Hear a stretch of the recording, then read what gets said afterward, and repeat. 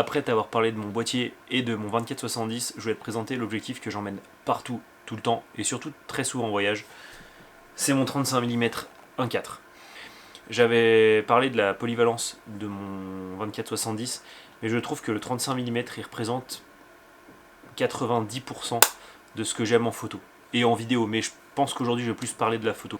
Ça se rapproche bien de ce que j'aime capturer en photo, et d'ailleurs un petit exercice que je fais, c'est que sur le 24-70, quand je pars en reportage avec, je regarde la focale que j'ai utilisée le plus souvent sur Lightroom, et ça tourne autour de 35 mm, donc ça montre quand même que c'est vraiment une focale qui me correspond bien.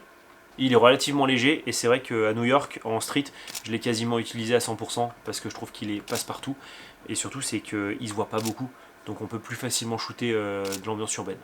Ce que j'aime avec le 35 mm, c'est justement de pouvoir se rapprocher du sujet et de devoir tourner autour. Il n'y a pas de zoom, donc du coup on est obligé de bouger nous pour pouvoir cadrer. Et ça c'est quelque chose que j'apprécie particulièrement dans la création de contenu, c'est que je tourne autour de mon sujet à défaut de devoir faire un zoom. D'ailleurs un conseil qu'on m'a donné assez rapidement, c'est d'éviter de trop toucher au zoom et de tourner autour du sujet.